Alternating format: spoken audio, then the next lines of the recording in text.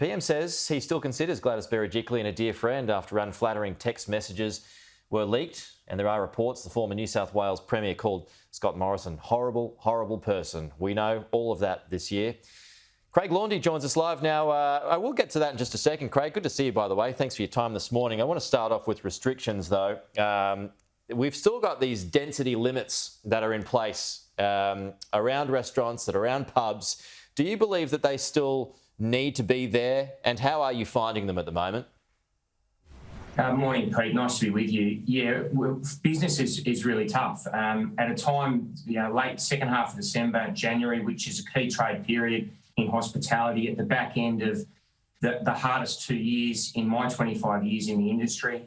We need the government to take the next step to continue, Premier Perrottet to continue showing the courage to rip the Band-Aid off. I don't know, for example, why we're even bothering testing at the moment. The numbers are just not realistic. It's out there. It's about we need to move to that next phase where if you're not feeling well, you stay home for a couple of days until you're better, and then you go back to work.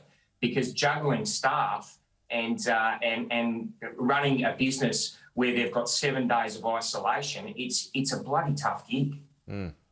I find myself asking this every day, given the fact that there are no contact traces about at the moment. What is the point of check-ins? Are you still policing them? Well, we have to, because there's still the risk if we don't of being fined. If we're not doing the right thing. And Pete, the answer is there's no reason to. Not only is there no reason to check in, but also it's costing a staff member. It's tying up a staff member at one entrance point. Where we don't have enough staff as it is. We were short-staffed before Omicron, and Omicron's just made it even worse. Yeah, I noticed that the Prime Minister, he was in Burwood last night. He was campaigning there with Maurice Payne, and he asked some of the kitchen staff whether extra students were able to come in and help ease that staffing shortage at the moment, and the gentleman said, no, not at all, or words to that effect. I mean, is that having any effect for you as well? Look, Pete, the international students, the reality is they're not here yet. Uni doesn't kick off for another few weeks. They will be here, and they will definitely help, especially Minister Hawke has very wisely continued that they used to have a 20-hour cap. He's abolished that. So they will definitely help, but they're just not here yet. So, our pitch has really been to last year's HSC leavers, and the state government in New South Wales has done some amazing stuff with offering free responsible service of alcohol courses. A message very clearly through your program this morning, Pete, to young 18-year-old school leavers: knock on your local pub or club if you're looking for a start.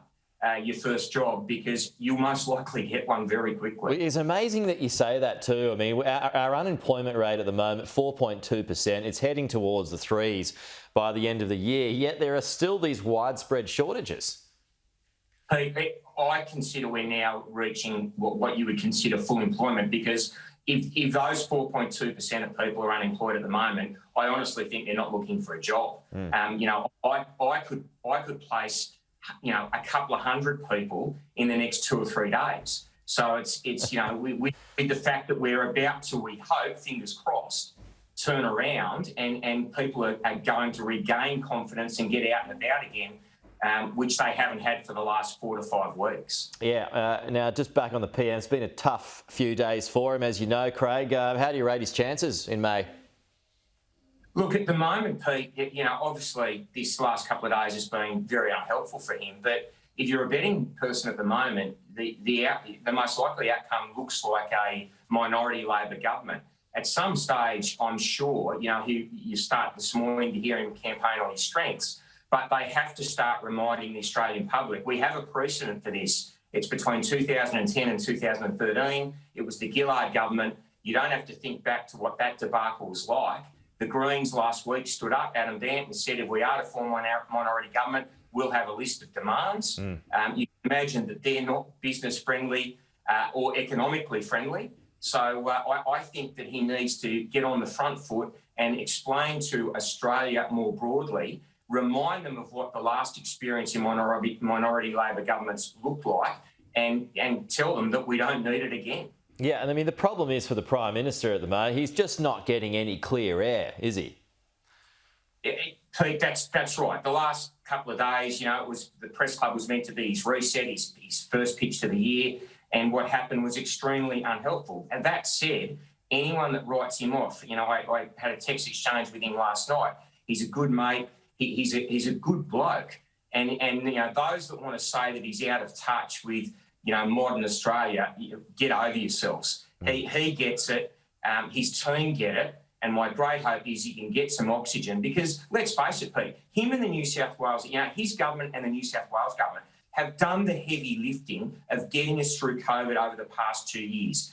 Every other state premier basically put their state under a doona. The New South Wales government under Gladys Berejiklian, now Don Perrottet, and the federal government, with Scott and his team, they kept the lights on in this state, which was the economic backbone of us surviving. That should be their central pitch, and I think it will be a very effective one. Yeah. He says he's not fussed by having a rat in the ranks. Are you buying that?